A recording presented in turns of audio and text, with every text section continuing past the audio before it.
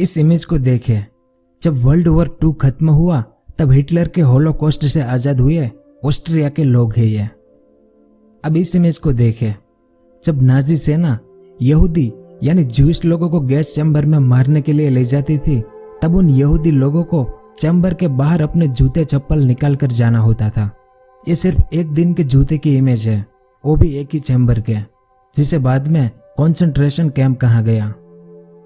अब इस इमेज को देखने के बाद आपको लगेगा कि ये तो कोई मूवी का सीन है, लेकिन यह एक ओरिजिनल ऐतिहासिक तस्वीर है और इसी जगह से दूसरे विश्व युद्ध की पूरी बाजी पलट गई थी। इस इमेज के बारे में मैं आपको विस्तार से आगे वीडियो में बताऊंगा और ऐसे ही उस समय की ओरिजिनल इमेजेस और मैप के जरिए मैं आपको पूरा दूसरा विश्व युद्ध समझाने की कोशिश करूंगा कि वर्ल्ड वॉर 2 क्यों हुआ, कहां से इसकी शुरुआत हुई थी, किसने शुरुआत की थी, फिर किन किन देशों में यह कब कब फैलता गया, कितने देश इसमें शामिल हुए और किस ग्रुप में शामिल हुए, क्या कारण थे कि इतना बड़ा भयानक युद्ध हुआ, इस युद्ध का दुनिया पर क्या प्रभाव पड़ा, नाजी सैनिकों द्वारा ज्यूस यानी यहूदी लोगों पर कैसे अत्याचार हुए थे, इसमें कितने लोग मारे गए थे, हमारे भारत का इसमें क्या योगदान था और इतिहास की कुछ बड़ी घटनाएं जो इस युद्ध में हुई थी, जैसे D Day landing, operation Barbarossa, Pearl Harbor पर हमला। इसके अलावा और भी बहुत कुछ जानेंगे इस वीडियो में और आपको बहुत कुछ जानने को मिलेगा इतिहास के बारे में, तो वीडियो के अंत तक मेरे साथ बने रहिए।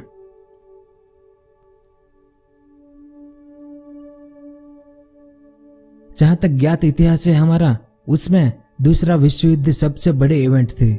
इससे बड़ा युद्ध ना कभी पहले हुआ था और ना ही इसके बाद कभी हुआ, क्योंकि इसमें करोड़ों लोग मारे गए, करोड़ों लोग घायल हुए थे, कई देश बर्बाद हो गए, जिसमें उस समय दुनिया की जो बड़ी बड़ी शक्तियां थी वो सब इसमें शामिल हुई थी, लेकिन 2 अलग अलग ग्रुपों में, और दुनिया के टोटल 70 देश किसी न किसी रूप से इस युद्ध के साथ जुड़े हुए थे।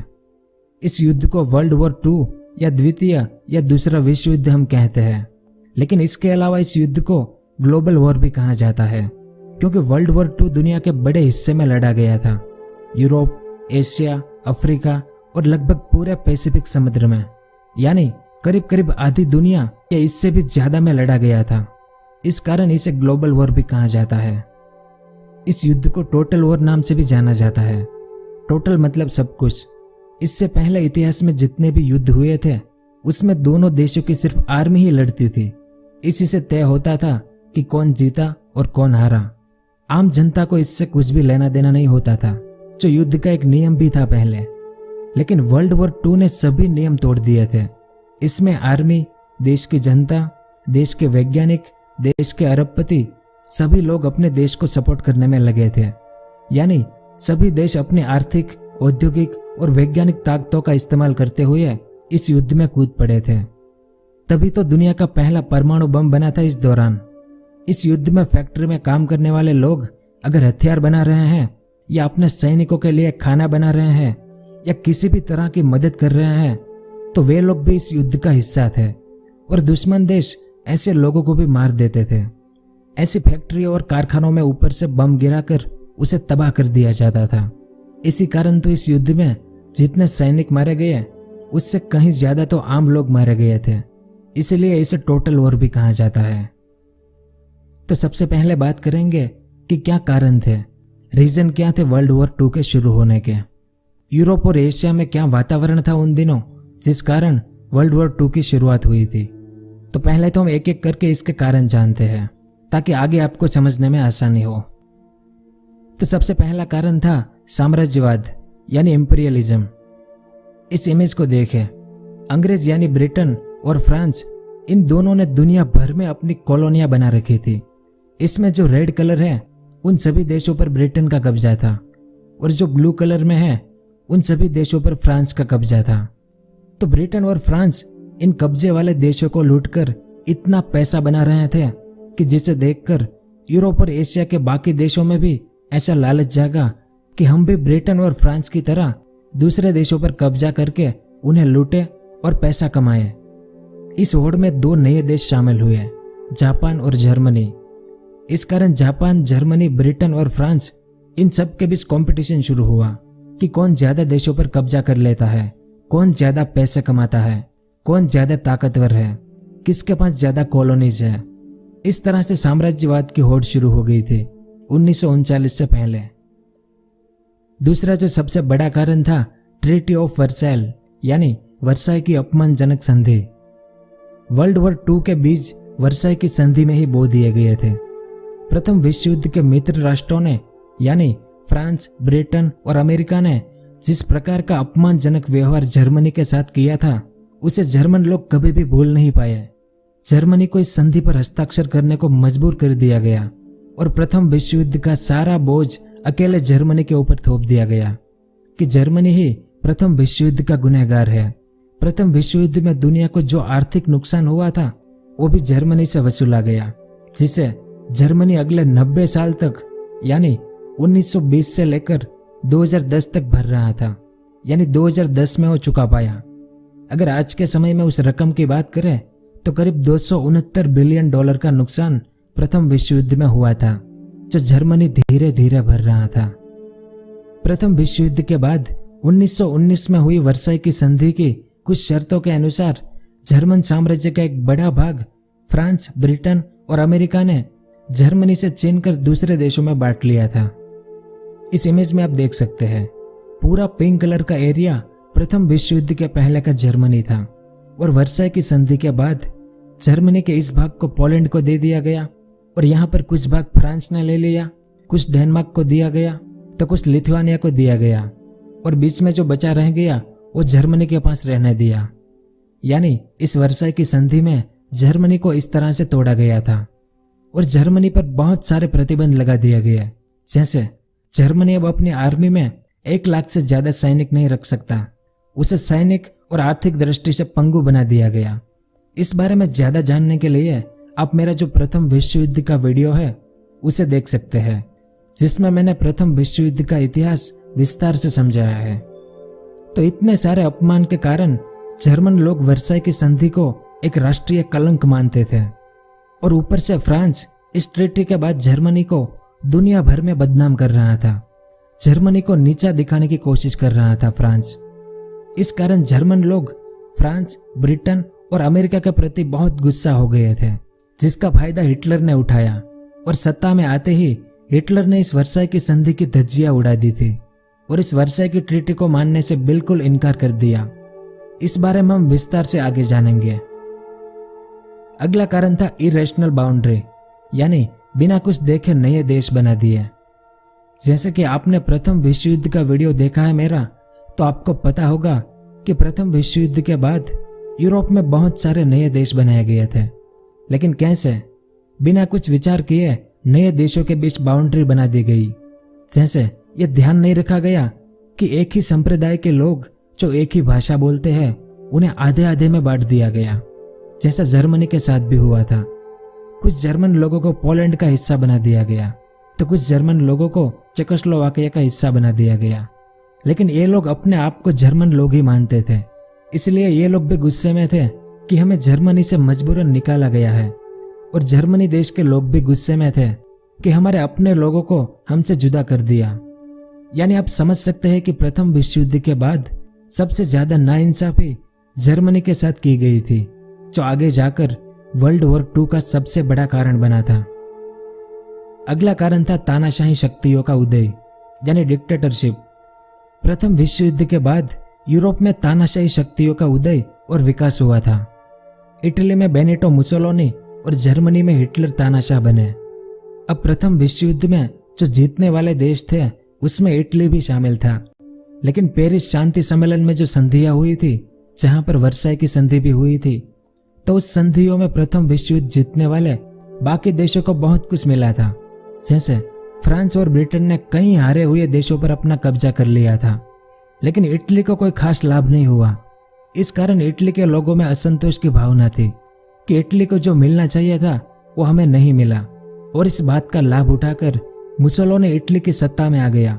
जैसे हिटलर जर्मनी में आया था वैसे ही मुसोलिनी और हिटलर दोनों ने आक्रामक नीतियां अपनाई और दोनों ने लीग ऑफ नेशन को छोड़ दिया।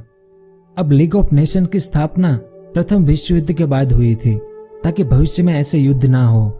लेकिन जब इटली और जर्मनी दोनों ने लीग ऑफ नेशन को छोड़ दिया तभी से वर्ल्ड वॉर 2 की संभावना बढ़ने लगी थी। इसके अलावा जापान में तानाशाही नहीं थी, लेकिन जापान में जो आर्मी का सेनापति था वो तानाशाह जैसा ही था। जापान भी कई देशों पर हमला करने लगा था और अपना साम्राज्य फैला रहा था, वो भी दूसरे विश्व युद्ध से पहले से ही। फिर आपको याद हो तो साल 1936 में स्पेन में भी सिविल वॉर यानी गृह युद्ध शुरू हो गया, जिसमें हिटलर और मुसोलिनी ने स्पेन के फ्रांको की मदद की, जिस कारण फ्रांको ने स्पेन की सत्ता हथिया ली और फ्रांको भी स्पेन का तानाशाह बन गया। अगला कारण लीग ऑफ नेशन की असफलता। जैसा कि मैंने बताया आगे, प्रथम विश्व युद्ध जैसे युद्ध ना हो और दुनिया में शांति बनाए रखने के लिए लीग ऑफ नेशन को बनाया गया था 1920 में। लेकिन लीग ऑफ नेशन असफल रहा, क्योंकि साल 1931 में जापान ने चाइना के मंचूरिया पर हमला किया और जापान ने इस पर कब्जा कर लिया था। इसलिए लीग ऑफ नेशन ने जापान को ऐसा ना करने को कहा, तो जापान ने भी लीग ऑफ नेशन को छोड़ दिया। फिर 1935 में इटली ने इथोपिया पर कब्जा कर लिया था। फिर वर्साई की संधि के तहत जर्मनी और फ्रांस के बीच एक राइनलैंड नाम का एरिया था। इस इमेज में ये जो लाइन वाला एरिया है वो है राइनलैंड एरिया। तो वर्साई की संधि के तहत जर्मनी इस एरिया में अपनी आर्मी नहीं रख सकता था, लेकिन हिटलर ने इस एरिया में अपनी आर्मी भेज दी। और जैसा मैंने पहले बताया कि जर्मनी और इटली ने भी लीग ऑफ नेशन को छोड़ दिया। तो ये सब कुछ हो रहा था, लेकिन लीग ऑफ नेशन कुछ भी नहीं कर पाया। तो दूसरा विश्व युद्ध शुरू होने में लीग ऑफ नेशन की असफलता भी बहुत बड़ा कारण थी। अगला कारण था यूरोप में गुटबंदी। हिटलर और मुसोलिनी की हरकतें देखकर फ्रांस खुद को बचाने के लिए कई ग्रुप बनाने लगा था। फ्रांस ने सबसे पहले जर्मनी के आसपास के जो देश थे उन सभी देशों को मिलाकर एक जर्मन विरोधी ग्रुप बनाया। ये सब मिलकर जर्मनी को डराना चाहते थे, लेकिन इसके जवाब में जर्मनी और इटली दोनों आपस में मिल गए और कुछ समय बाद जापान भी इसमें शामिल हो गया। यानी एक तरफ फ्रांस और जर्मन विरोधी देशों के साथ ब्रिटेन और यूएसएसआर का ग्रुप बना, तो दूसरी ओर जर्मनी, इटली और जापान का ग्रुप बना। यानी प्रथम विश्व युद्ध की तरह इस बार भी यूरोप 2 भागों में बंट गया था, जिस कारण एक दूसरे देशों पर नफरत फैलने लगी थी। अगला कारण था मिलिट्रिज्म यानी सैन्यवाद। प्रथम विश्व युद्ध के बाद दुनिया में निरस्त्रीकरण के लिए प्रयास किया गया, यानी हथियार और आर्मी को सीमित रखकर दुनिया में शांति बनाए रखने के लिए।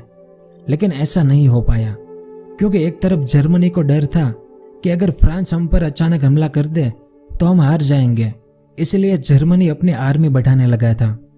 और वैसे ही फ्रांस भी डर के कारण अपनी आर्मी बढ़ा रहा था।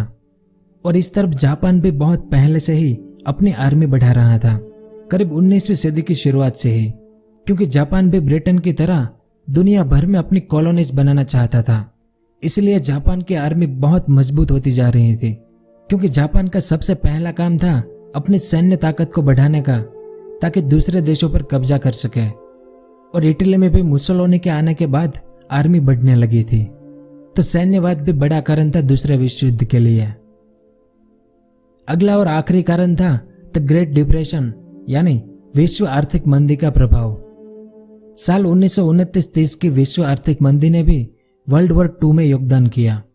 इस मंदी के परिणाम स्वरूप दुनिया भर में उत्पादन घट गया था, बेरोजगारी और भूखमरी बढ़ गई थी।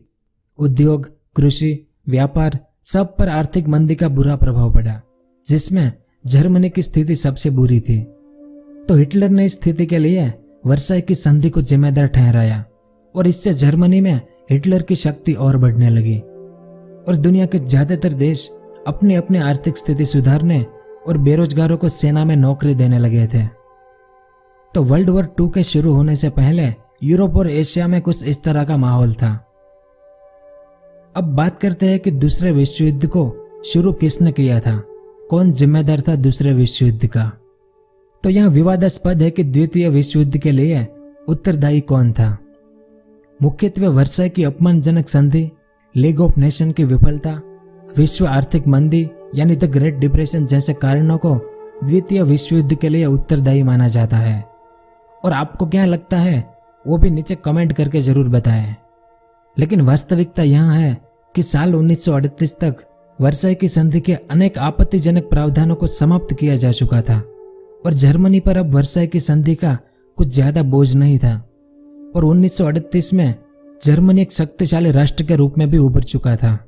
इसीलिए ज्यादातर इतिहासकार हिटलर को दूसरे विश्व युद्ध का जनक या पिता या जिम्मेदार मानते हैं। साल 1889 में हिटलर का जन्म एक बहुत ही गरीब परिवार में हुआ था। रोजी रोटी के लिए हिटलर प्रथम विश्व युद्ध में जर्मनी की फौज में शामिल हुआ था। इस इमेज को देखें, यह प्रथम विश्व युद्ध में हिटलर की फोटो है। इस दौरान हिटलर की बहादुरी को देखकर उसे कई सारे मेडल भी मिले थे, लेकिन जर्मनी प्रथम विश्व युद्ध में हार गया, जिस बात का हिटलर को बहुत दुख हुआ था। फिर जर्मनी को वर्साई की अपमानजनक संधि साइन करनी पड़ी, जिस कारण हिटलर और दुखी हो गया और इसका बदला लेने के लिए साल 1919 में ही हिटलर जर्मन वर्कर्स पार्टी का एक सदस्य बन गया और धीरे धीरे हिटलर इस पार्टी का मुखिया यानी लीडर बन गया। फिर इस पार्टी को नेशनल सोशलिस्ट पार्टी नाम दिया गया, लेकिन साल 1930 तक हिटलर की यह पार्टी जर्मन लोगों को ज्यादा कुछ आकर्षित नहीं कर पाई थी। पर आखिर में द ग्रेट डिप्रेशन या महामंदी के दौर में जर्मनी सबसे ज्यादा प्रभावित हुआ था। जर्मन बैंक दिवालिया होने लगे थे, काम धंधे बंद हो रहे थे, जर्मन लोग बेरोजगार होते जा रहे थे, लोगों को भूखमरी का डर सता रहा था और इस हालात का सबसे ज्यादा फायदा हिटलर ने उठाया, क्योंकि हिटलर एक जबरदस्त वक्ता था और हिटलर के शब्द और भाषण लोगों को हिलाकर रख देते थे। यह उस समय की इमेज है। हिटलर जर्मन लोगों को कहता था कि हम अपने जर्मनी को एक शक्तिशाली देश बनाएंगे। वर्साई की संधि में हमारे साथ जो नाइंसाफी हुई उसका बदला लेंगे। जर्मनी की खोई हुई प्रतिष्ठा मैं वापस दिलाऊंगा। हिटलर ने कई सारे वादे किए थे कि मैं बेरोजगारों को रोजगार दिलाऊंगा, नौजवानों को एक बेहतर भविष्य दूंगा। ऐसे भाषणों से जर्मन लोगों को हिटलर की पार्टी पर भरोसा होने लगा। फिर हिटलर की national socialist German workers party यानी नाजी पार्टी के लोग लाल झंडे में जिसमें स्वस्तिक का निशान बनाया गया था, उस झंडे के साथ पूरे जर्मनी में आंदोलन और रैलियां निकालने लगे और इन नाजी पार्टी के मेंबर्स ने हिटलर को एक महान रक्षक, एक मसीहा के रूप में पेश किया, जैसे हिटलर ने जर्मनी को उभारने के लिए ही अवतार लिया हो। क्योंकि जब कोई भी देश इतनी सारी मुसीबतों को झेल रहा हो, तब ऐसे भाषण से देश के लोगों को उम्मीद दिखाई देने लगती है। ऐसे ही जर्मनी के लोगों को भी हिटलर में उम्मीद नजर आने लगी कि ये हिटलर हमें दुख और मुसीबत से उभार सकता है। इसीलिए साल 1933 के जर्मन इलेक्शन में हिटलर की नाजी पार्टी को 37% वोट मिले, जिस कारण जर्मनी के प्रेसिडेंट हिडेनबर्ग ने हिटलर को जर्मनी के चांसलर का पद दे दिया। इस इमेज को देखिए, ये हिडेनबर्ग है जो जर्मनी के प्रेसिडेंट थे और ये हिटलर है जब उसे चांसलर का पद मिला तब की तस्वीर है ये। तो चांसलर का पद मंत्रिमंडल में सबसे बड़ा पद था, लेकिन हिटलर इतने से खुश नहीं था। उसने सत्ता में आते ही जर्मनी के सभी कम्युनिस्ट लोगों को जेल में बंद करवा दिया और कईयों को मरवा दिया। यानी जो भी हिटलर की नाजी पार्टी के खिलाफ थे उन सबको चुप करा दिया और 3 मार्च 1933 के दिन जर्मनी में एनाब्लिंग एक्ट पास हुआ और इस कानून के जरिए अब जर्मनी में बकायदा तानाशाही स्थापित हो गई। नाजी पार्टी को छोड़कर बाकी सभी पार्टियों पर पाबंदियां लगा दी गई। जर्मनी की इकोनॉमी, मीडिया, आर्मी, न्यायपालिका सभी पर जर्मन नाजी पार्टी का नियंत्रण हो गया। हिटलर की नाजी पार्टी के शासन में जर्मनी के सभी समाजों को बराबर का हक नहीं था। नस्लीय आधार पर कुछ समाजों को ऊपर रखा गया तो कुछ समाजों को नीचे रखा गया। जैसे ब्लोंडे यानी नीली आंख वाले नॉर्डिक जर्मन आर्य लोग जो थे वही ओरिजिनल लोग थे, यानी ये सबसे ऊपर थे, और सबसे नीचे ज्यूस यानी यहूदी लोगों को रखा गया। और जर्मन आर्य लोगों का सबसे बड़ा शत्रु ये यहूदी लोगों को माना गया। और ऐसे टोटल 52 अलग अलग समाज थे यूरोप में उस समय, जिनको रंग और रूप के आधार पर जर्मन आर्य और यहूदी लोगों के बीच में रखा गया था। और जानकर बड़ा आश्चर्य होगा आपको कि हिटलर की यह नस्लीय विचारधारा डार्विन के सिद्धांतों पर आधारित थी। वैसे हिटलर की विचारधारा और भी गहरी थी, जो मैं हिटलर का उदय कैसे हुआ था उस पर एक अलग से वीडियो बनाऊंगा, तब उसमें डिटेल्स में समझाऊंगा। और हिटलर ने सिर्फ यहूदी लोगों को ही निशाना बनाया ऐसा नहीं है, इसके अलावा कई ऐसे समाज थे जर्मनी में, जैसे जिप्सियों और अश्वेत लोगों की पहले जर्मन नागरिकता छीन ली गई, फिर इन लोगों को मार दिया गया। यानी जो ओरिजिनल थे नॉर्डिक जर्मन आर्य लोगों के सिवा किसी को भी इंसान नहीं माना गया, जिसमें सबसे बुरा हाल यहूदी लोगों का हुआ था। और क्या आप में से कोई मुझे बता सकता है कि हिटलर यहूदी लोगों को इतनी नफरत क्यों करता था? अगर आपको पता हो तो नीचे कमेंट करके बताएं। इसका जवाब आपको मैं हिटलर का उदय कैसे हुआ था उस वाले वीडियो में बताऊंगा। तो हिटलर ने यहूदी लोगों पर पाबंदियां लगा दी कि यहूदी लोग जर्मन लोगों के साथ शादी नहीं कर सकते। उन पर जर्मनी के राष्ट्रध्वज को पहनाने पर पाबंदी लगा दी गई।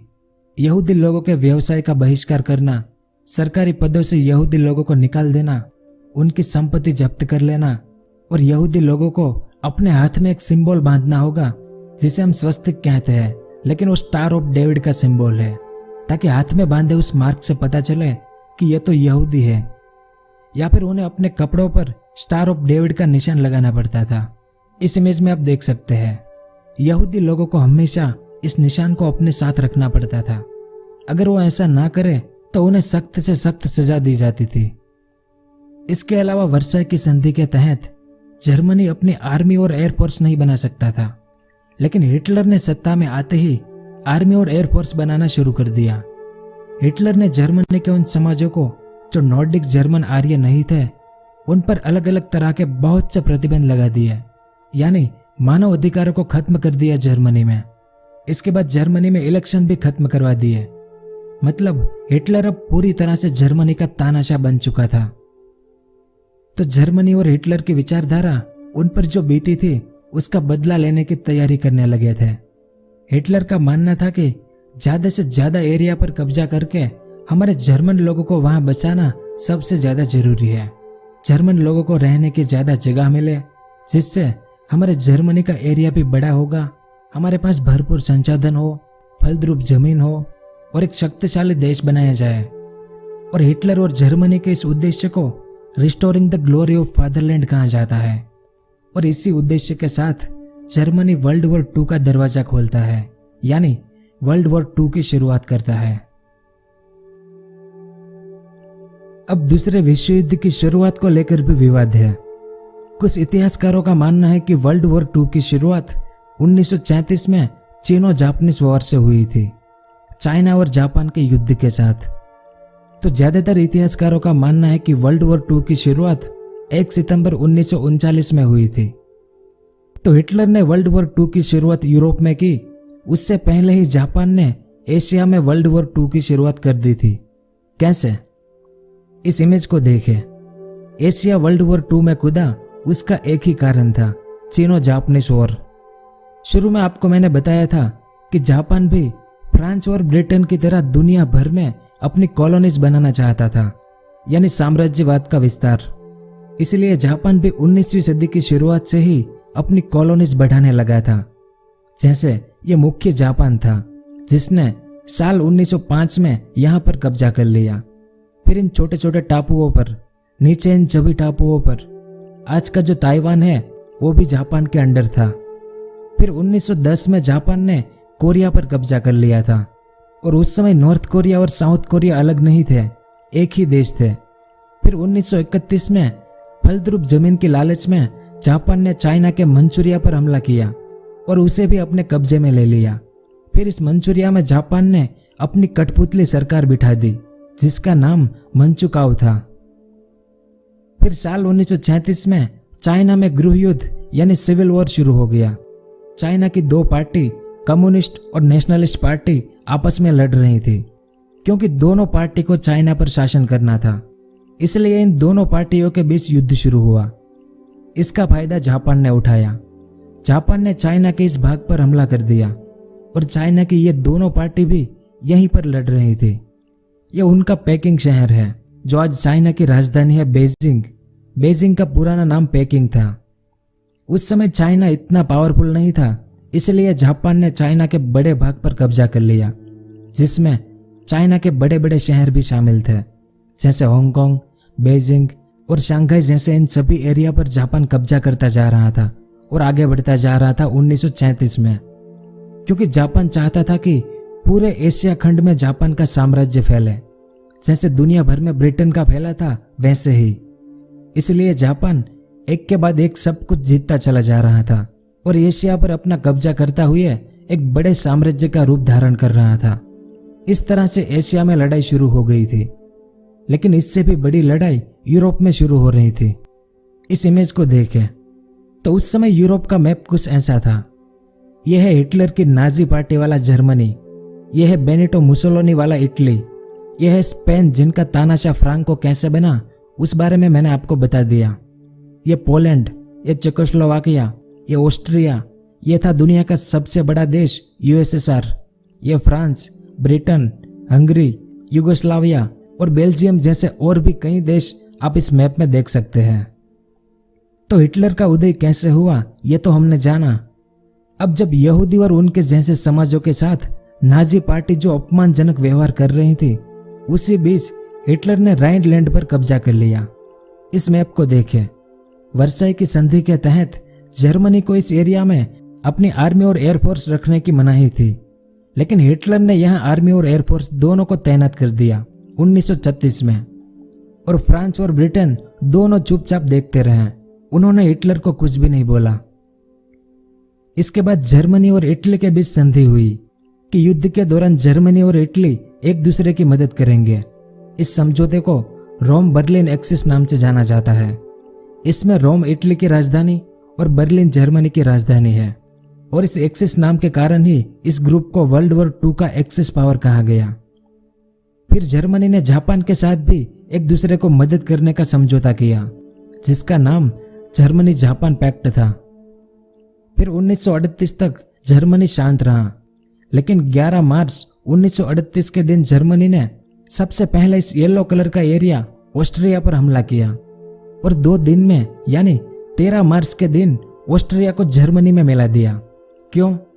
क्योंकि हिटलर का मानना था कि ऑस्ट्रिया कभी कोई अलग देश था ही नहीं, वो जर्मनी का ही भाग था। लेकिन वर्साई की संधि ने ऑस्ट्रिया को जर्मनी से अलग कर दिया था। इस कारण ऑस्ट्रिया को हम फिर से जर्मनी में मिला रहे हैं। अब इस मैप को देखें। इसमें जो येलो कलर का एरिया है वो है सुडेटनलैंड, जो पहले जर्मनी का एरिया था, लेकिन वर्साई की संधि में इस एरिया को चेकोस्लोवाकिया को दे दिया गया। अब यहाँ पर 1938 में भी जर्मन लोग ही रहते थे और जर्मन भाषा ही बोलते थे। जो नॉर्डिक जर्मन आर्य थे वे ही लोग, लेकिन चेकोस्लोवाकिया के नागरिक बनकर। तो हिटलर ने ऑस्ट्रिया के बाद मार्च महीने में ही यहाँ पर हमला किया और इस भाग को भी जर्मनी में मिला दिया, लेकिन ऑफिशियली नहीं। 1 अक्टूबर 1938 में एक बैठक हुई फ्रांस, ब्रिटेन, इटली और जर्मनी के बीच, जिसे म्यूनिक पैक्ट कहते हैं।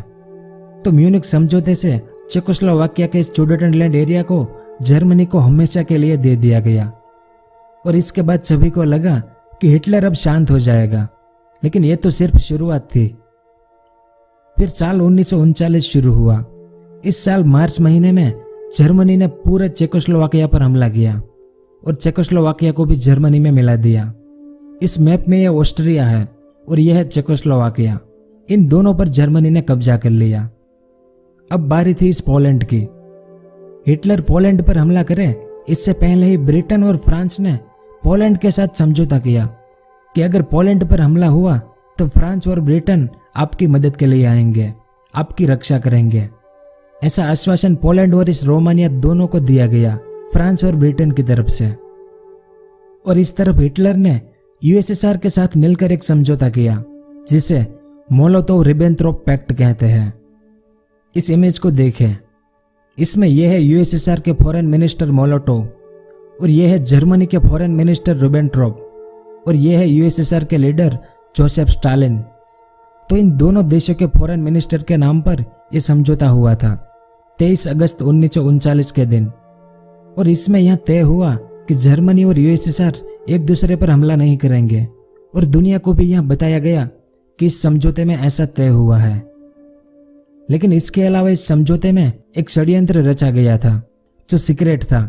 इस षड्यंत्र के बारे में किसी को भी नहीं बताया गया था कि जर्मनी और यूएसएसआर दोनों पोलैंड पर हमला करेंगे और बाद में आधा पोलैंड जर्मनी का और आधा पोलैंड यूएसएसआर का। इस मैप में देखें, जर्मनी इस तरफ से पोलैंड पर हमला करेगा और ये यूएसएसआर है जो इस तरफ से पोलैंड पर हमला करेगा। फिर पोलैंड का ये ऑरेंज कलर का एरिया जर्मनी में मिलाया जाएगा और एक ग्रे कलर का एरिया यूएसएसआर में मिलाया जाएगा। इस बारे में किसी को नहीं बताया गया, यह उस समझौते की सीक्रेट बात थी। तो इस समझौते के 7 दिन बाद ही 1 सितंबर 1939 के दिन जर्मनी ने पोलैंड पर हमला कर दिया इस तरफ से, और इसी के साथ वर्ल्ड वॉर 2 की शुरुआत हुई। और जैसा तय हुआ था कि अगर पोलैंड पर हमला होगा तो ब्रिटेन और फ्रांस पोलैंड की मदद के लिए आएंगे।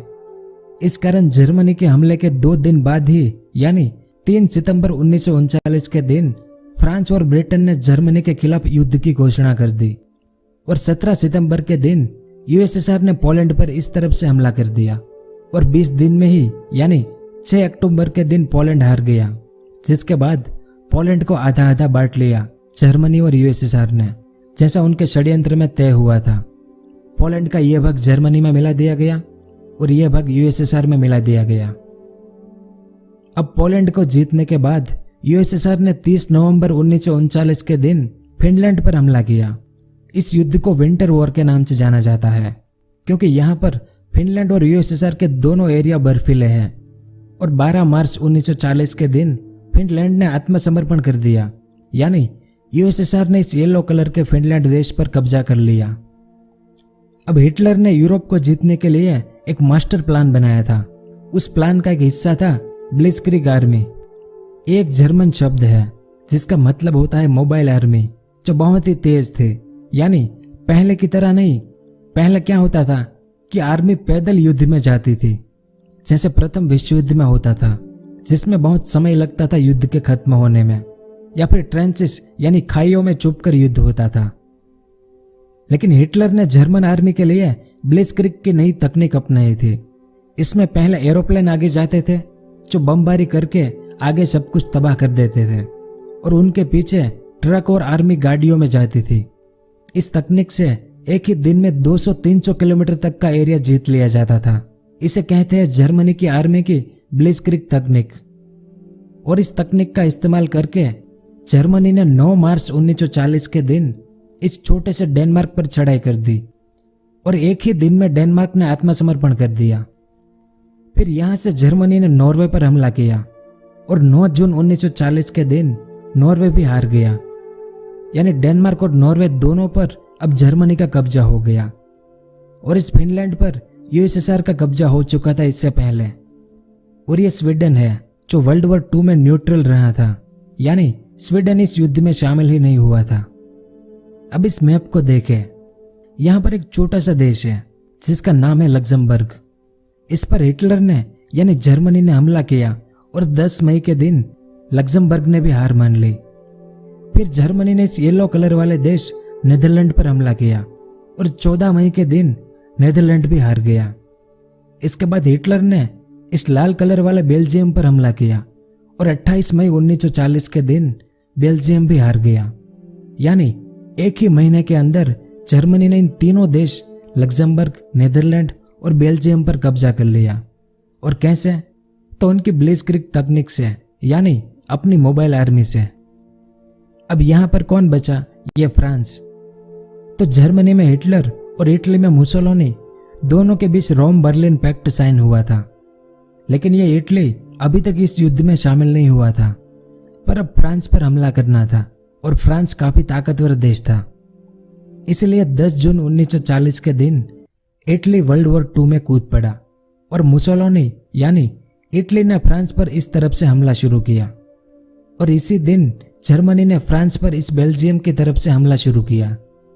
जर्मनी ने प्रथम विश्व युद्ध में भी पहले बेल्जियम पर कब्जा किया, और फिर यहां से फ्रांस पर हमला किया था, और दूसरे विश्व युद्ध में भी जर्मनी ने ऐसा ही किया। तो जर्मनी और इटली ने फ्रांस पर हमले की शुरुआत की 10 जून 1940 के दिन। अब फ्रांस की राजधानी पेरिस यहां पर है, आप देख सकते हैं। तो 14 जून यानी सिर्फ 4 दिन के अंदर जर्मनी ने पेरिस पर कब्जा कर लिया, और 21 जून के दिन फ्रांस हार गया। यानी फ्रांस जैसा ताकतवर देश सिर्फ 11 दिन में हार गया जर्मनी और इटली से, और ये बहुत बड़ी घटना थी। इस कारण पूरी दुनिया में हिटलर के नाम का डर फैलने लगा, क्योंकि 1 साल के अंदर जर्मनी ने 9 देशों पर कब्जा कर लिया था। इस मैप में देखें, जर्मनी ने ऑस्ट्रिया से शुरुआत की थी, फिर Czechoslovakia, Poland, Denmark, Norway, Luxembourg, Belgium, Netherland और अब फ्रांस। इस कारण दुनिया हिटलर से डरने लगी थी। अब हिटलर का एक ही दुश्मन बचा था इस तरफ, यह ब्रिटेन। और फ्रांस को जीतने के बाद अब जर्मनी ब्रिटेन पर हमला करता है, जिसे बैटल ऑफ ब्रिटेन कहते हैं। और यह लड़ाई दुनिया की पहली ऐसी लड़ाई थी जो आकाश में लड़ी गई थी। यह उस समय की इमेज है। जर्मनी और ब्रिटेन दोनों के एरोप्लेन एक दूसरे पर बमबारी करते थे। जर्मन एरोप्लेन ब्रिटेन के लंदन शहर में कारखानों पर, फैक्ट्रियों पर या ऐसी कोई जगह जो आर्मी की मदद के लिए काम करती हो, ऐसी सभी जगहों पर जर्मनी ने बमबारी की। और जहां पर ब्रिटेन के आम लोग रहते थे वहां पर भी जर्मन सेना द्वारा बम गिराए गए थे। यह भी उस समय की इमेज है। जर्मनी के एरोप्लेन पर नजर रखता हुआ ब्रिटेन का एक नागरिक है ये। तो ये बैटल ऑफ ब्रिटेन की लड़ाई सिर्फ आकाश में हुई, जमीन पर कुछ भी नहीं था। इस लड़ाई से हिटलर का एक ही उद्देश्य था कि ब्रिटेन जर्मनी के साथ समझौता कर ले, लेकिन ऐसा कुछ हुआ नहीं और दोनों एक दूसरे पर बमबारी जारी रखते हैं। और कुछ समय बाद बैटल ऑफ ब्रिटेन की लड़ाई रोक दी गई। और इस तरफ यूएसएसआर भी छोटे छोटे देशों पर कब्जा करता चला जा रहा था। फिनलैंड के बाद यूएसएसआर ने 14 जून 1940 के दिन इन बाल्टिक देशों पर हमला किया, जिसमें 3 देश हैं, एस्टोनिया, लातविया और लिथुआनिया। और 3 अगस्त के दिन यूएसएसआर ने इन तीनों बाल्टिक देशों पर कब्जा कर लिया। और इस तरह इटली भी कुछ देशों पर कब्जा करने लगा था। इस मैप को देखें, यह लीबिया है जो इटली की कॉलोनी था उस समय, जैसे हमारे भारत ब्रिटेन की कॉलोनी था वैसे ही। और यह है इजिप्ट जो ब्रिटेन की कॉलोनी था। तो इस लीबिया में जो इटली की आर्मी थी, इसने 13 सितंबर 1940 के दिन इजिप्ट पर हमला किया, जहां पर ब्रिटेन की आर्मी थी। लेकिन इटली असफल हो गया। इसलिए हिटलर ने नाजी जर्मनी की आर्मी लीबिया में भेजी इटली की मदद के लिए। और इस बार इन दोनों ने मिलकर इजिप्ट में ब्रिटेन की आर्मी को हरा दिया। और लीबिया के साथ अब इजिप्ट पर भी इटली का कब्जा हो गया। इसके बाद ये जो देश है वो था अल्बानिया, जिस पर इटली ने अप्रैल 1939 में कब्जा कर लिया था, यानी वर्ल्ड वॉर 2 के शुरू होने से पहले ही। तो इटली इस अल्बानिया से इस ग्रीस पर हमला करता है अक्टूबर 1940 में। और 28 अक्टूबर के दिन ग्रीस ने आत्मसमर्पण कर दिया और इस पर भी इटली का कब्जा हो गया। इसके बाद एक्सिस पावर का जन्म होता है। 27 सितंबर 1940 के दिन जर्मनी, इटली और जापान के बीच एक महत्वपूर्ण समझौता होता है, ट्राइपार्टाइट पैक्ट। इसके तहत ये तीनों देश एक दूसरे पर हमला नहीं करेंगे, लेकिन किसी और ने इन तीनों में से किसी एक पर भी हमला किया तो ये तीनों एक दूसरे की मदद करेंगे।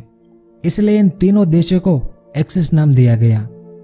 फिर इसके 2 महीने बाद 20 नवंबर के दिन इस हंगरी ने एक्सिस पावर को ज्वाइन किया। 22 नवंबर के दिन इस रोमानिया ने एक्सिस पावर को ज्वाइन किया। और अगले साल 1 मार्च 1941 के दिन इस बल्गेरिया ने भी एक्सिस पावर को ज्वाइन कर लिया।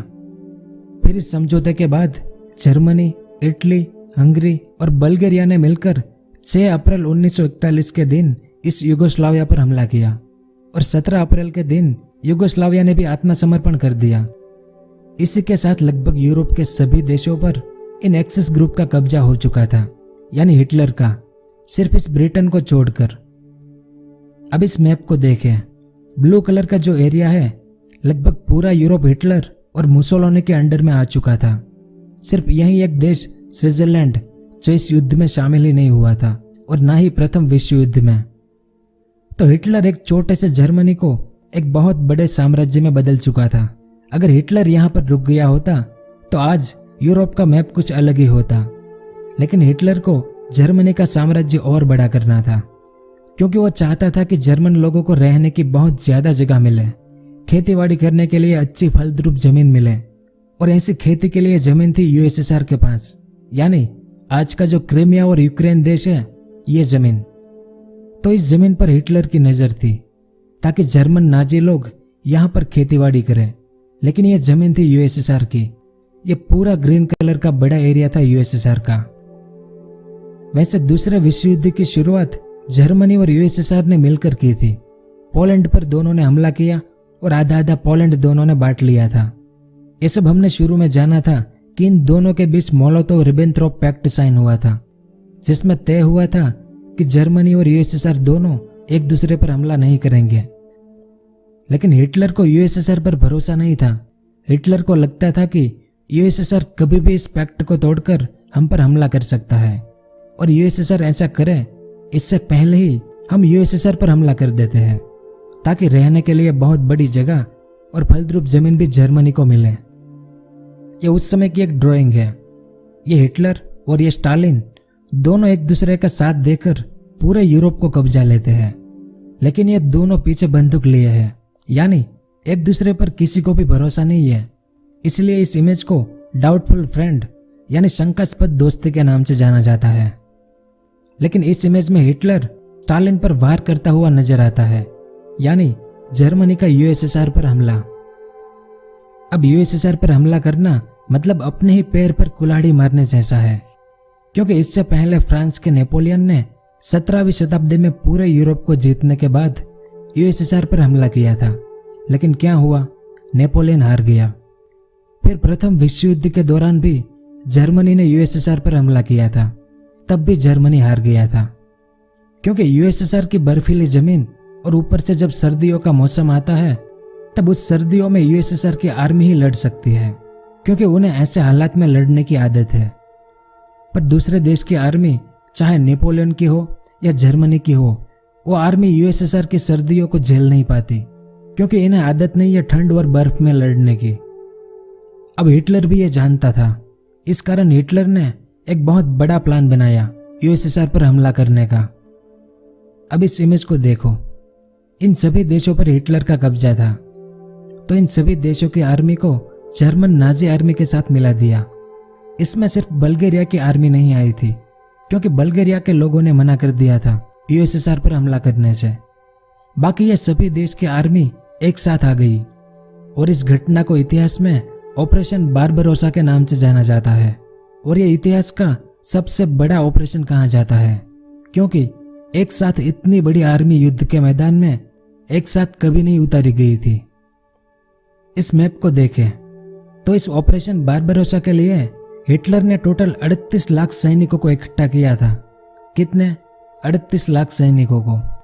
इस ऑपरेशन के लिए 3500 टैंक थे, 3000 हवाई जहाज थे, 6 लाख गाड़ियां थी जो सैनिकों को एक जगह से दूसरी जगह पर पहुंचाने के लिए, और 7 लाख घोड़े थे इस ऑपरेशन बारबरोसा के लिए, ताकि यूएसएसआर को हरा सके। इस मैप में ये जो येलो कलर की बॉर्डर है, इसके इस तरफ का एरिया एक्सिस पावर का यानी हिटलर का, और इस तरफ का एरिया यूएसएसआर का था। तो ऑपरेशन बारबरोसा यहाँ येलो कलर की बॉर्डर से यहाँ रेड कलर की बॉर्डर के बीच में हुआ था। इसकी शुरुआत हुई थी 1941 में 22 जून के दिन, और एक महीने बाद यानी 22 जुलाई तक में हिटलर ने यूएसएसआर का ये पूरा ब्लैक कलर का जो एरिया है वो कब्जा लिया था।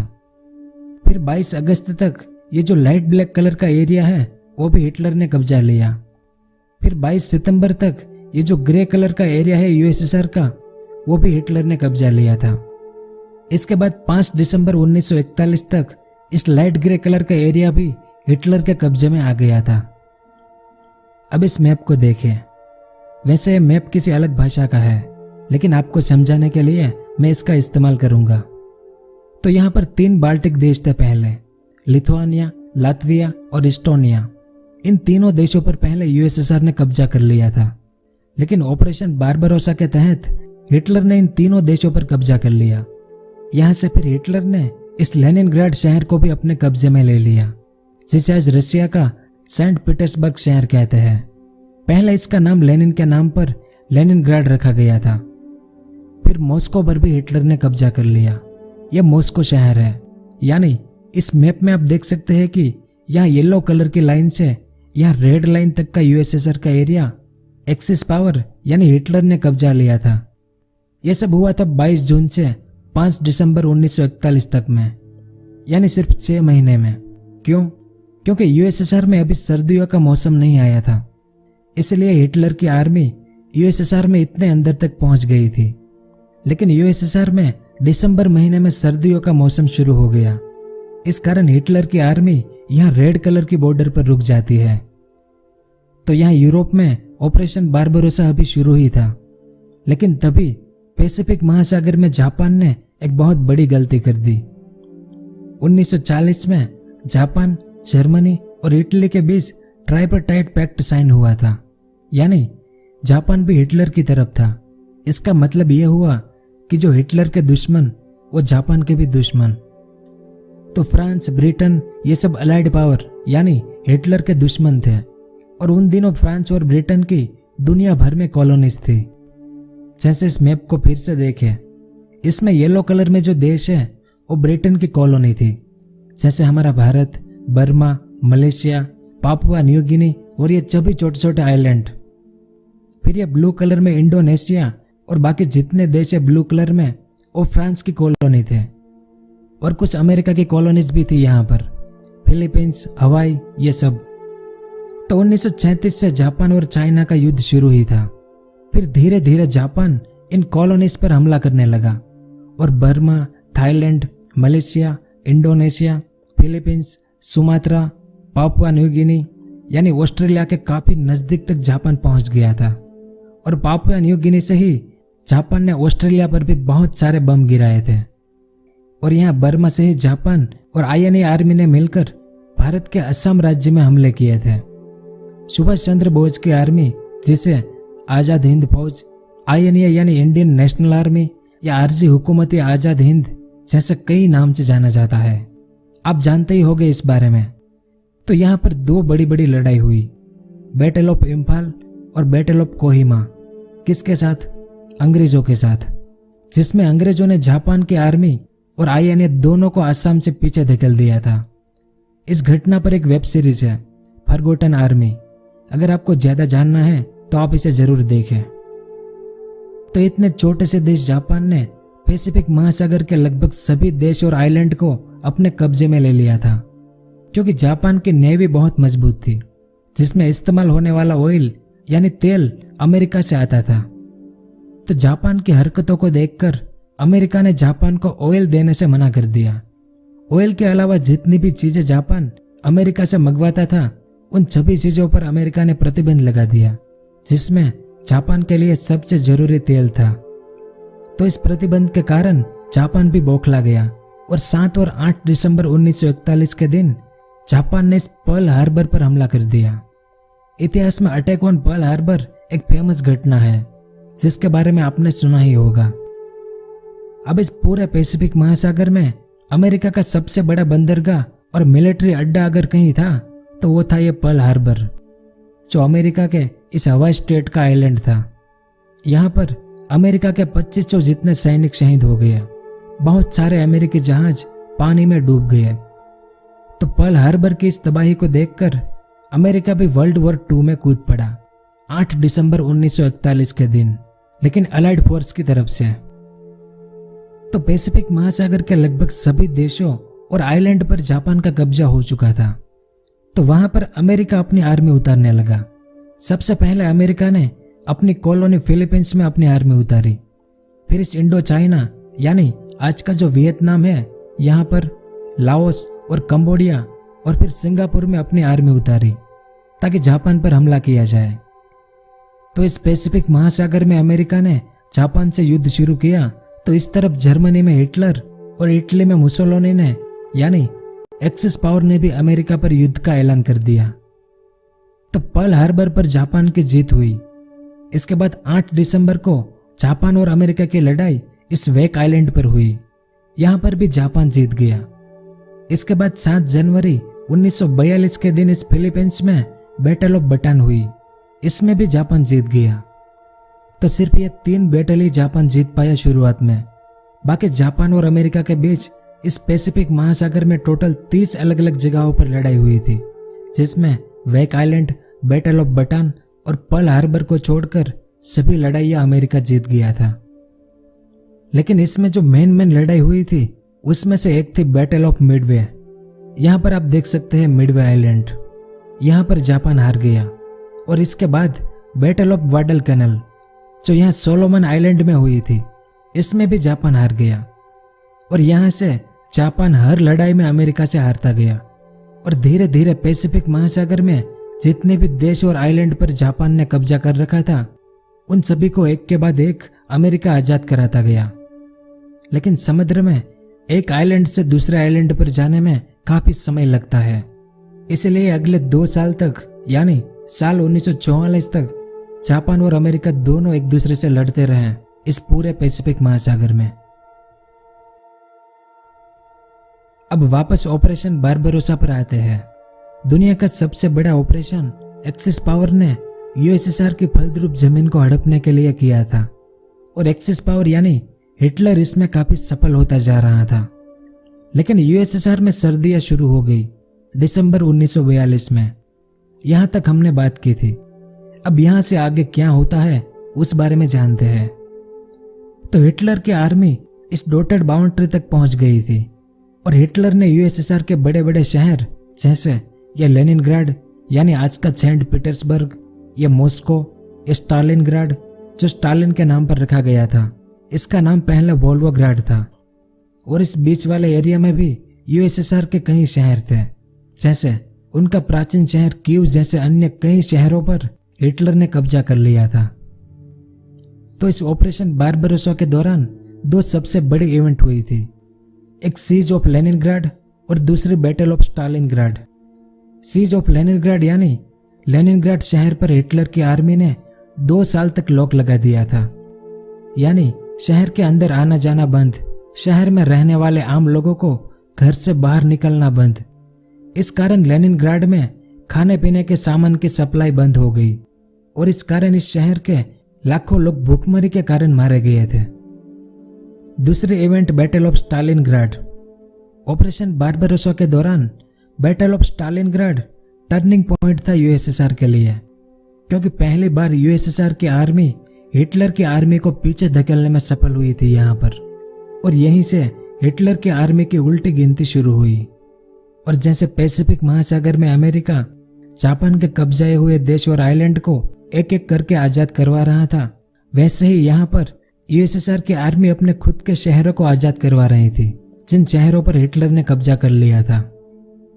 इतिहास में ऑपरेशन बारबरोसा को इसलिए सबसे खूनी और खतरनाक ऑपरेशन कहा जाता है, क्योंकि इस दौरान टोटल 1 करोड़ आम जनता भूख और बमबारी के कारण मारी गई थी। 8 लाख यूएसएसआर के सैनिक शहीद हो गए थे और हजारों सैनिक लापता हो गए जो वापस कभी नहीं आए।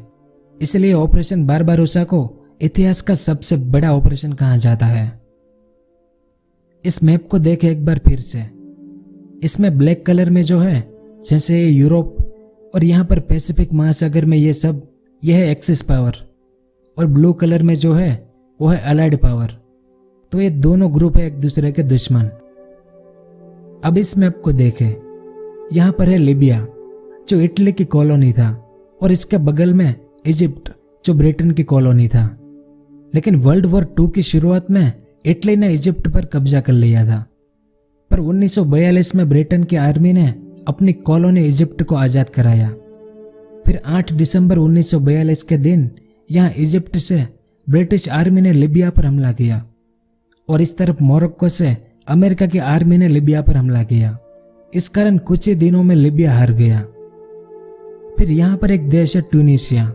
तो 7 मई 1943 के दिन इस ट्यूनीशिया पर भी अलाइड आर्मी ने कब्जा कर लिया, यानी अमेरिका और ब्रिटेन की आर्मी ने।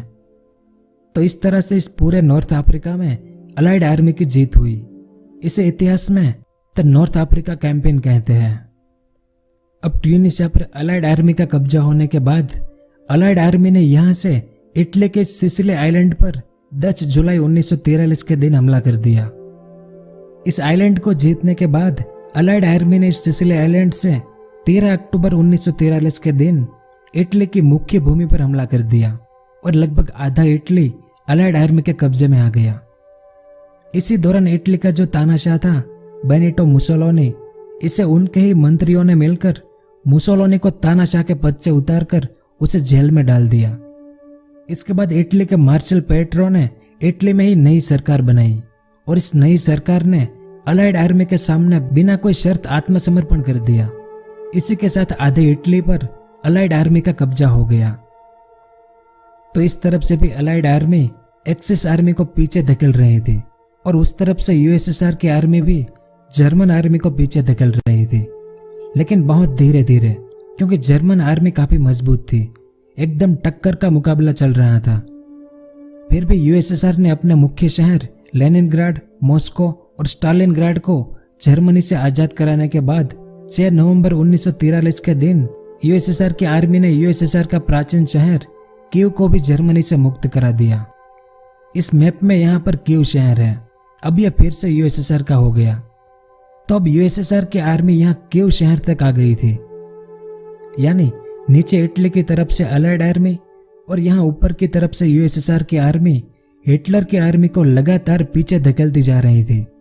यानी हिटलर का कब्जा हुआ एरिया अब धीरे धीरे वो हारने लगा था 1943 के अंत और 1944 की शुरुआत में। अब इस मैप को देखें। ये जो ब्लैक कलर की लाइन यानी बाउंड्री है, इसे अटलांटिक वॉल यानी अटलांटिक की दीवार कहते हैं, जहां पर हिटलर की आर्मी खड़ी थी। यहाँ नॉर्वे से लेकर यहाँ स्पेन तक पूरी बॉर्डर हिटलर के कब्जे में थी। अब जैसा अभी बताया कि नीचे आधे इटली तक अलाइड आर्मी पहुंच चुकी थी और यहाँ यूएसएसआर की आर्मी भी काफी आगे बढ़ रही थी। तो दो तरफ से हिटलर हार रहा था, लेकिन इस अटलांटिक वॉल की तरफ हिटलर की आर्मी ने अच्छे से कब्जा जमाया रखा था पिछले 4 सालों से। जब इटली और जर्मनी दोनों ने मिलकर फ्रांस पर कब्जा कर लिया था 4 साल पहले, तब से फ्रांस हिटलर के कब्जे में था।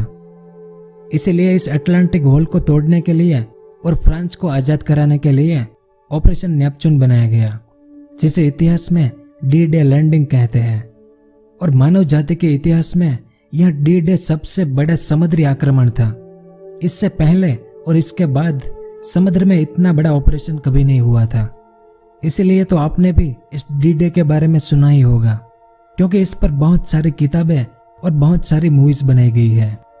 और वर्ल्ड वॉर 2 में यह ऑपरेशन नेपच्यून यानी डी डे बहुत ही महत्वपूर्ण घटना थी। तो 6 जून 1944 के दिन ब्रिटेन, अमेरिका और कनाडा की आर्मी, नेवी और एयरफोर्स सबको फ्रांस की एक जगह है नॉर्मंडी।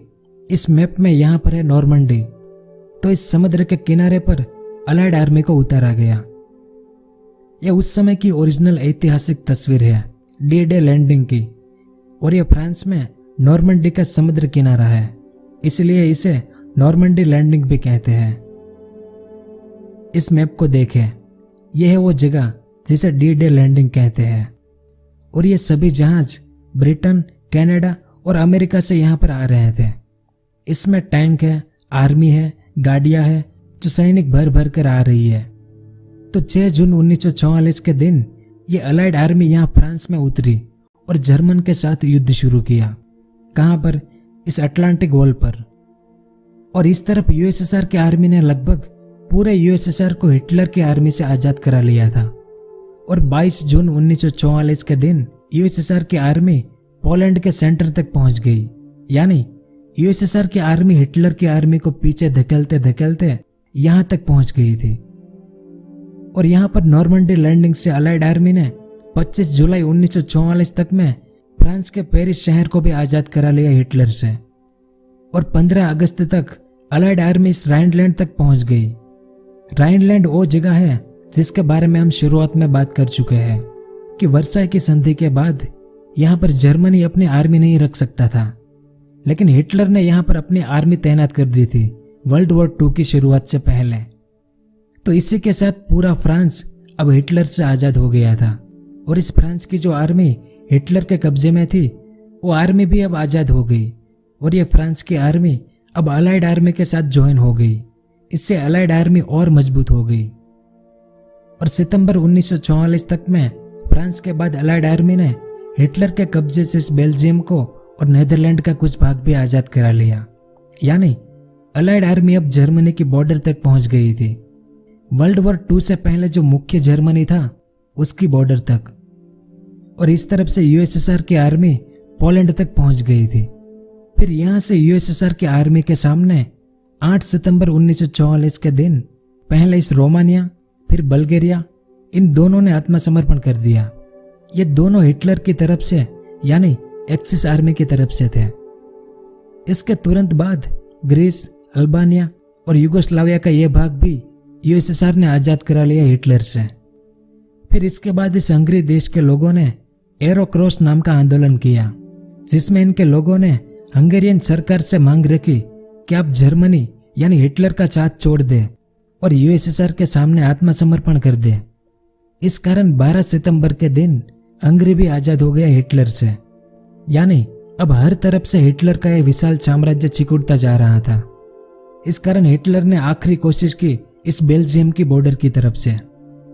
हिटलर चाहता था कि यहाँ पर जो अलाइड आर्मी आ गई है जर्मनी की बॉर्डर तक, उसे वापस भेजने और बेल्जियम पर फिर से अपना कब्जा करने के लिए।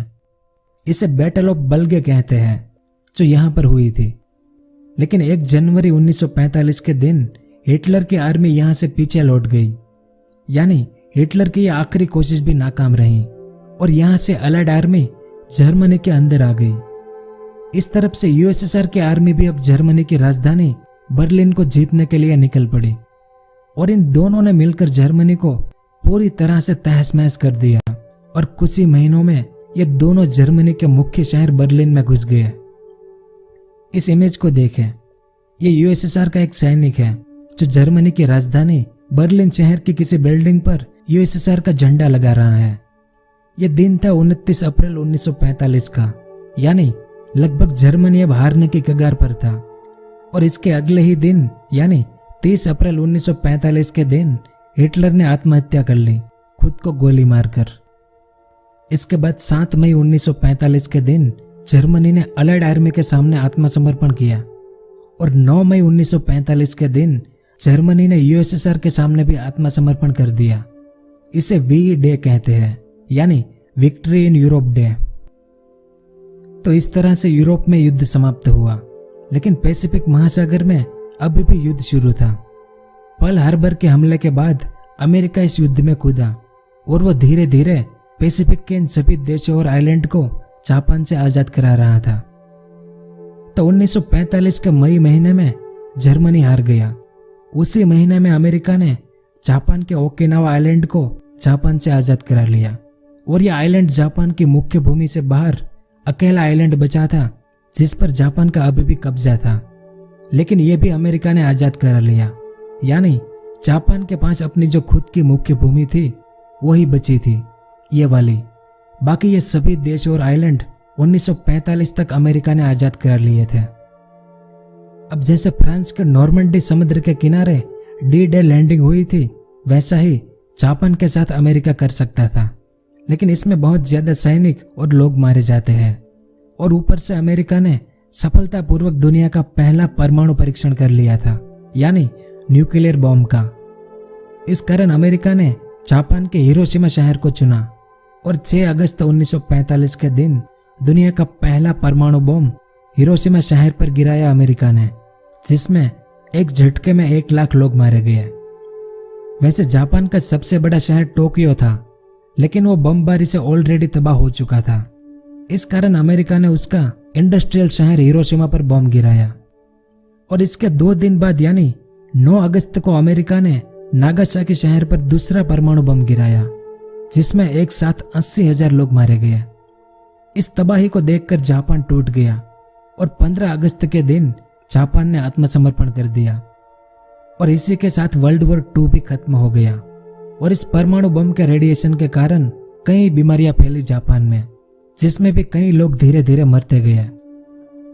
अब जापान के साथ ऐसा होना ही था, क्योंकि जापान आज भले ही हमें बहुत अच्छा और शांत देश लगे, लेकिन उस समय जापान की जो आर्मी थी उन्होंने चीनो जापानीज वार के दौरान चाइना की महिलाओं के साथ इतने बुरे काम किए थे।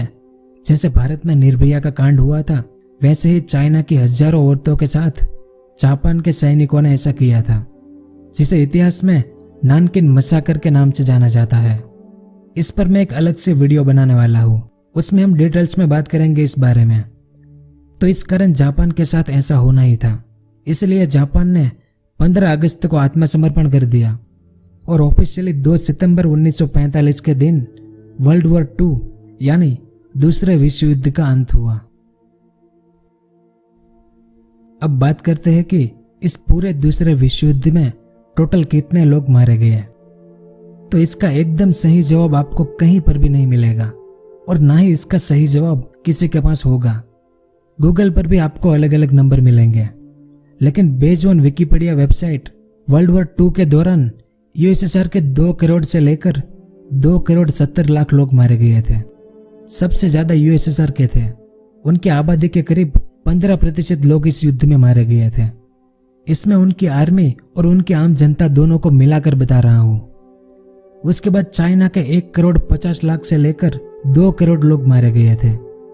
जर्मनी के 69 लाख से लेकर 75 लाख लोग मारे गए थे। जापान के 25 लाख से लेकर 31 लाख लोग मारे गए और पोलैंड के करीब 60 लाख लोग मारे गए थे। अमेरिका के करीब 4,20,000 लोग, ब्रिटेन के 4,50,000 लोग, इटली के 5 लाख लोग, रोमानिया के भी करीब 5 लाख लोग, युगोस्लाविया के 10 लाख से लेकर 17 लाख लोग मारे गए थे।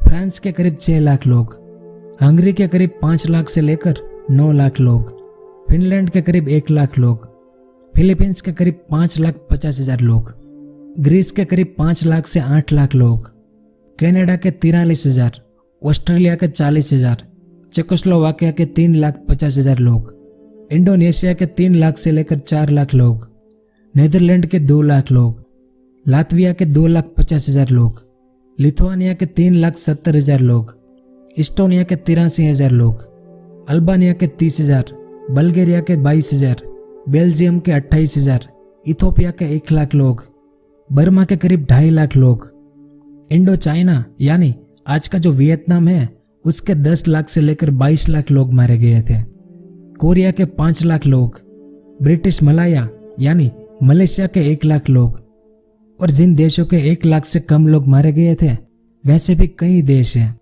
जिस बारे में आप खुद ही देख लेना।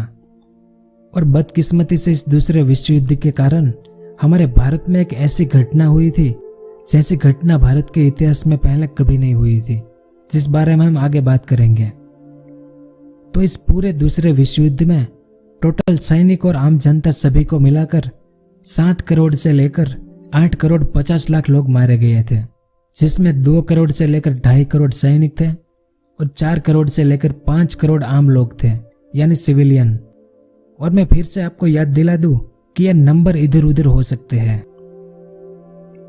अब बात करेंगे होलोकॉस्ट की, जो हिटलर की नाजी पार्टी ने किया था यहूदी लोगों के साथ, उसकी। इस होलोकॉस्ट को सोहन नाम से भी जाना जाता है। हिटलर चाहता था कि सिर्फ जर्मन लोग ही यूरोप में रहें, बाकी सभी तरह के लोगों को जर्मन समाज में रहने का कोई अधिकार नहीं है।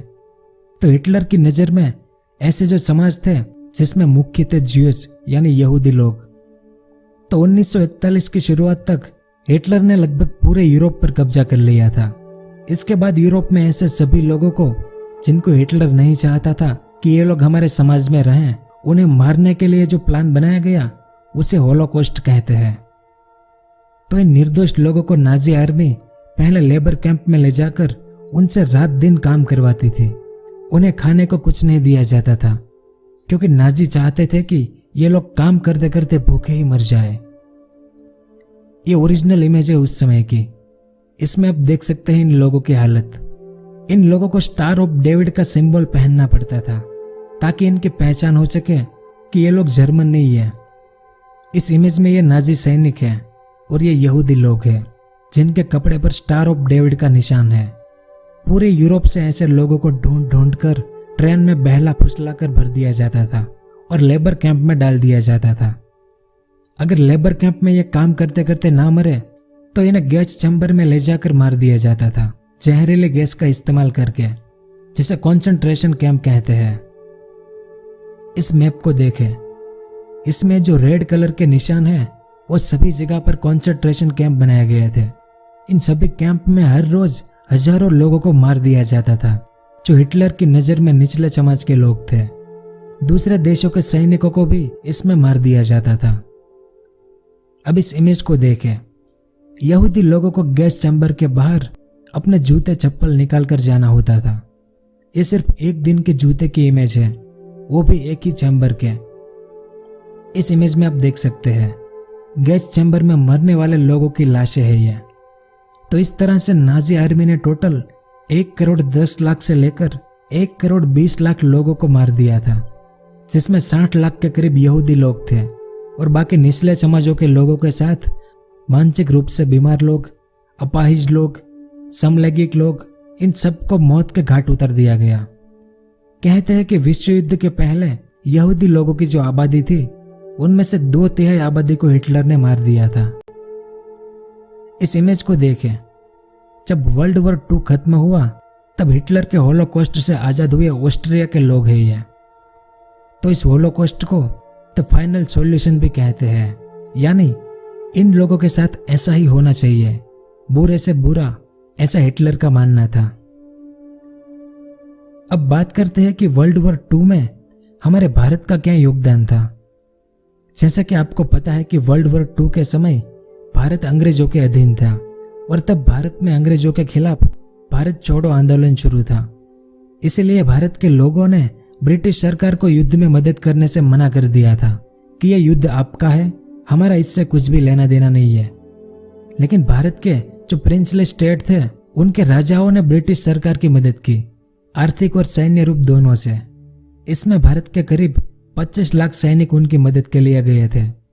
इसलिए तो आसाम में सुभाष चंद्र बोस और जापान की आर्मी हार गई थी। इसके अलावा भारतीय सैनिक बर्मा में और अफ्रीका में भी ब्रिटिश सरकार के लिए युद्ध लड़ने गए थे, जिनमें से टोटल 87,000 सैनिक शहीद हो गए थे। ये तो बात हुई सैनिकों की। लेकिन बंगाल में जो अकाल पड़ा था, जिसे बंगाल फेमाइन कहते हैं, यह एक बहुत ही भयानक घटना थी दुनिया के इतिहास में। कुछ इतिहासकारों का कहना है कि जिस तरह से यहूदी लोगों पर हुए अत्याचार को इतिहास में दर्शाया गया है, वैसा ही बंगाल के लोगों के साथ हुआ था, लेकिन इतिहास में इसे एक छोटी सी घटना के रूप में दर्शाकर छोड़ दिया गया है। अब इस मैप को देखें। ये ग्रीन कलर का पूरा एरिया बंगाल था, जिसमें आज का हमारा पश्चिम बंगाल राज्य, बांग्लादेश, असम का थोड़ा सा एरिया, त्रिपुरा और मिजोरम का भी कुछ एरिया मिलाकर पूरा बंगाल था 1943 के आसपास में। तो इस बंगाल में चावल का उत्पादन होता है और कभी कभी जरूरत पड़ने पर इस बर्मा यानी म्यांमार देश से चावल आते थे। लेकिन दूसरे विश्व युद्ध के दौरान इस बर्मा पर जापान का कब्जा हो गया था, तो बर्मा से चावल आने बंद हो गए और इस बंगाल में जो चावल पैदा होता था वो सारा का सारा ब्रिटिश सरकार अपनी फौज के लिए भेज देती थी, जिस कारण बंगाल में भयानक अकाल पड़ा। पेट भरने के लिए लोगों ने अपनी जमीन, अपने घर, सब कुछ बेच दिया। यहाँ तक कि लोगों को अपनी लड़कियों और बच्चों को भी बेचना पड़ा था, क्योंकि भूख के कारण इस बंगाल में टोटल 30 से 40 लाख लोग मारे गए थे साल 1943 में। और इसका जिम्मेदार था विंस्टन चर्चिल। यह उसकी इमेज है। इसके कारण भारत के बंगाल प्रदेश के 30 से 40 लाख लोग भूखे मारे गए थे। अब युद्ध में मरना आसान है, क्योंकि आपको गोली या आपके ऊपर बम गिरा तो तुरंत ही आपकी मौत हो जाएगी। लेकिन भूख के कारण हम तुरंत नहीं मरते, धीरे धीरे तड़प तड़प कर हमारी मौत होती है। इस कारण पर्सनली मैं बंगाल फेमाइन की घटना को भारतीय इतिहास की सबसे भयानक घटना मानता हूँ। यह उस समय की एक फेमस तस्वीर है। बंगाल के एक किसान का परिवार है यह। भूख के कारण इन लोगों की हालत आप खुद ही देख लीजिए। अगर आपको इस पर वीडियो देखनी है डिटेल्स में तो नीचे कमेंट करके बताएं मुझे। अगर ज्यादा कमेंट्स आएंगे तो बंगाल फेमाइन पर भी एक विस्तार से वीडियो आपको मिल जाएगा। इसके अलावा दूसरे विश्व युद्ध का दुनिया पर क्या प्रभाव पड़ा, अब उस बारे में जानते हैं। इस मैप को देखें। युद्ध के बाद जर्मनी को 2 हिस्सों में बांट दिया था। यह पिंक कलर वाला यूएसएसआर को दिया गया और ये ब्लू कलर वाला जर्मनी अलाइड आर्मी यानी फ्रांस, ब्रिटेन और अमेरिका ने ले लिया।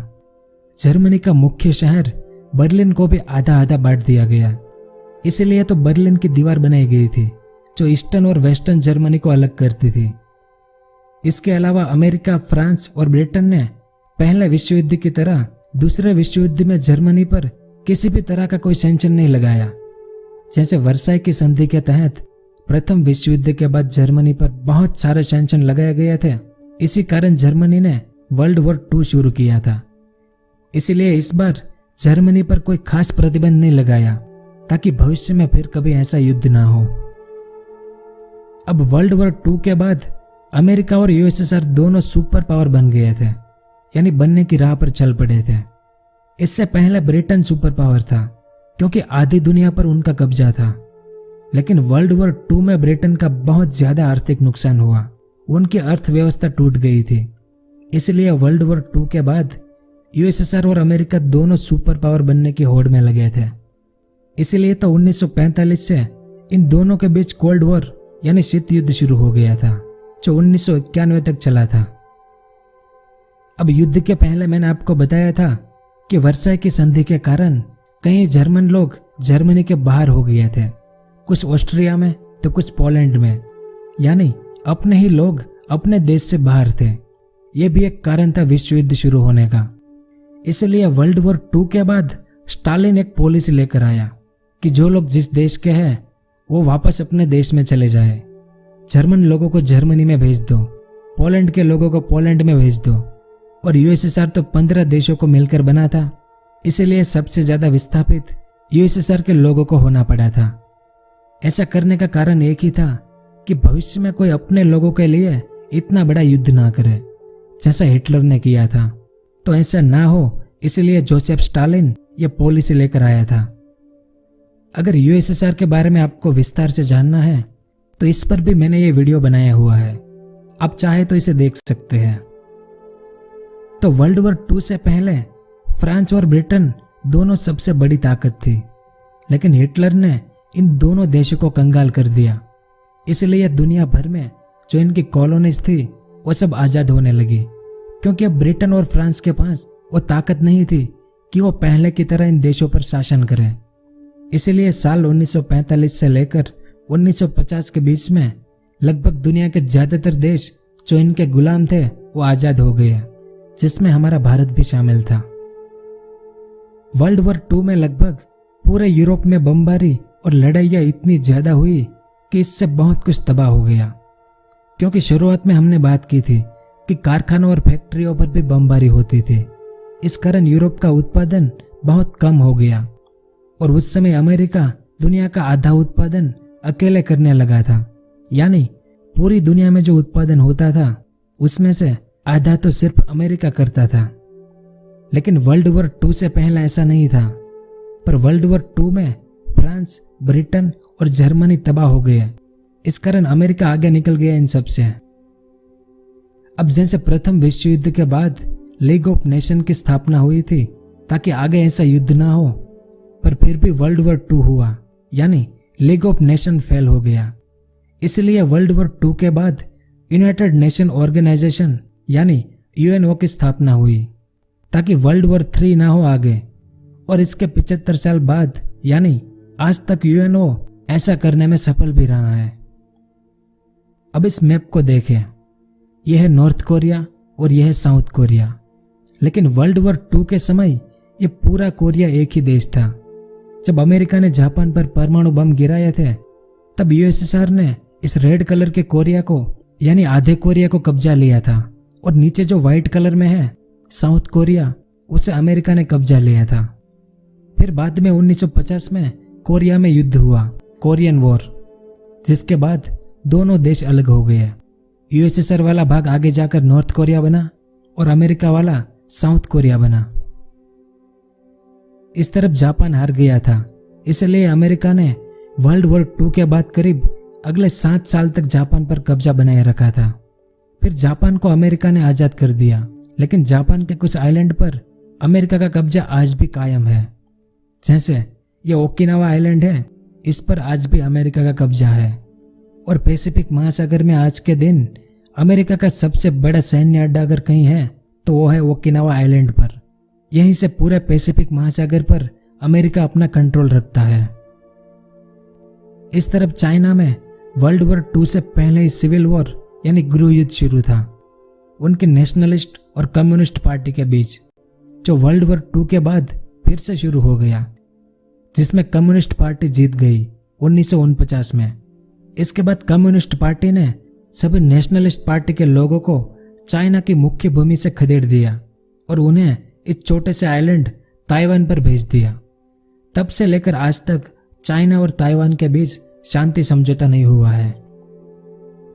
और इस तरफ मिडिल ईस्ट में एक नया देश बनाया गया वर्ल्ड वॉर 2 के बाद, इजराइल। कैसे? तो प्रथम विश्व युद्ध में जो ओटोमन एम्पायर था वो हार गया था। इस कारण ओटोमन एम्पायर को कई छोटे छोटे देशों में विभाजित किया गया था। इस मैप को देखें, यह पूरा ओटोमन एम्पायर था प्रथम विश्व युद्ध से पहले। लेकिन हारने के बाद इसमें टर्की और आर्मेनिया जैसे नए देश बनाए गए और ओटोमन एम्पायर के बाकी के भाग को ब्रिटेन, फ्रांस और इटली ने गुलाम बना लिया था, जिसमें यह नीचे वाला भाग ब्रिटिश के अधीन था, जिसे पैलेस्टाइन यानी फिलिस्तीन कहते हैं। तो साल 1917 में ब्रिटेन और ज्यूस यानी यहूदी लोगों के बीच एक समझौता हुआ, जिसे बालफोर डिक्लेरेशन कहते हैं। इसमें ब्रिटेन ने कहा कि हम यहूदी लोगों को पैलेस्टाइन में एक नया देश बनाकर देंगे अगर हम प्रथम विश्व युद्ध जीतेंगे तो।